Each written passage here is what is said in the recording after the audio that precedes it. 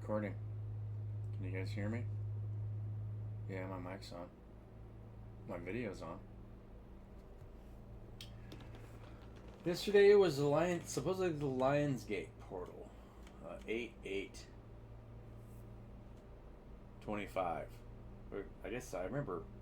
Did we have an event of 8/8/08? I don't know. There was an 11/11/11, right?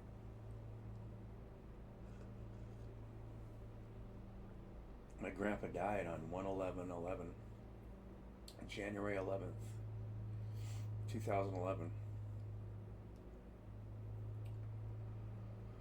So, this is a reflective video that I'm going to post to YouTubers. So, hi, YouTubers. Maybe I'll make a clip and stick it on some other social media podcast or post. I'm so tired of just reading posts. Are you guys tired of reading posts, or maybe just endlessly watching YouTube videos? I mean, I'm not trying to discourage you from watching my video, but if you don't want to watch it, then I don't care.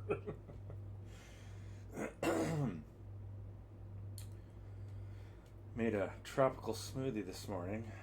The puppy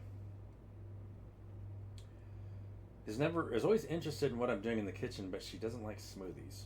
I guess it takes a special dog to like smoothies.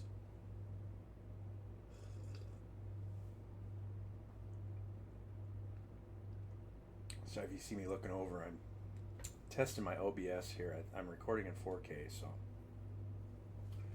just seeing if it's working. So yeah, I mean, this is just kind of a repeat video of many of my other videos, but from an emotional standpoint, what do you want? Right? What do I want? What do I want? And then that's, the question that everybody gets asked, right? What do you want? Versus what do you need? And if the answer to the want is, if it's external stuff, it's usually the wrong answer for any kind of long-term thing. I mean, what we really want is to feel fulfilled in what we're doing, right? To me, I can't think of anything more fulfilling than just being part of a community that treats each other with respect and values each other's skill sets and talents, but those change over time, so that's not something that's really that important because we're constantly learning and growing. So I mean, you really want to just love one another for just the fact that that's all that really is. All the temporary day-to-day stuff is just stuff, and if you can learn how to enjoy it together without trying to prioritize someone's needs over somebody else's, like in pretty much every single community that you run into, right? My son and I were playing Grounded 2, and I've been capturing that video, and there's you can make buggies. You make these ant buggies, and I can't remember exact quote. I heard it like half a dozen times last night. As soon as you get on top of the ant buggy, and so you're riding this ant, your character says like something like, this is a great example of capitalism, right? Somebody taking a free ride and riding on somebody else's back. The devs knew what they were talking about.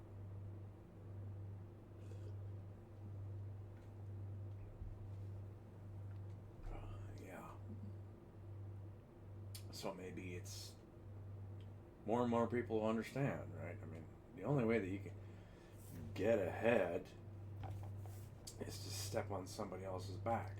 You don't have to, right? I mean, I've heard all these stories of people buying back their time.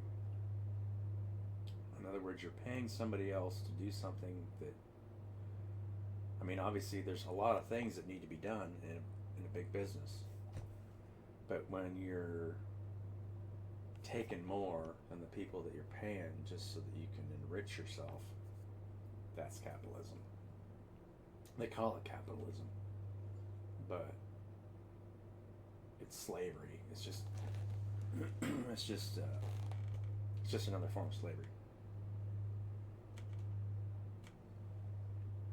And then you're actually enslaving yourselves to those negative attachments, right? But all that stuff aside, it doesn't really, I mean, when you really get down to it,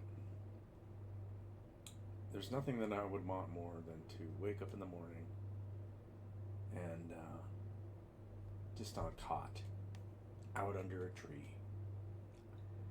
I don't need a house. I mean, I can always throw a lean-to over me if it starts raining.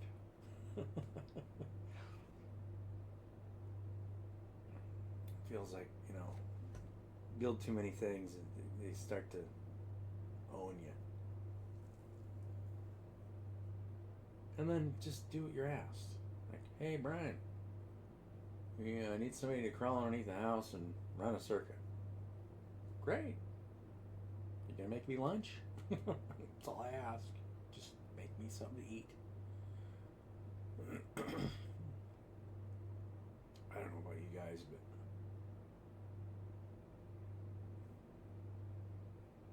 what's that?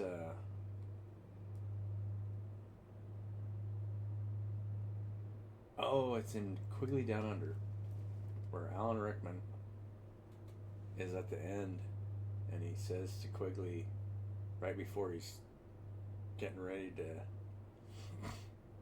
have the shootout, and he gives Quigley that gun, and he says, some people feel like they were born in the wrong century. He's like, I feel like I was born on the wrong continent. And then Quigley says, this ain't Dodge City. You ain't Bill Hickok. And then he kind of gets a funny look on his face, and then they draw, and then Quigley takes them, all three of them out. I've seen that clip so many times. It's such a good clip. Where Tom Selleck, he plays that part perfectly. And so does Alan Rickman. I think his name's Alan Rickman. The guy that played the bad guy, and Hans Gruber in Die Hard. Yeah. But, I'm just basically here, just coming on this for a short video to tell you guys how much I love you. And that I don't need nothing.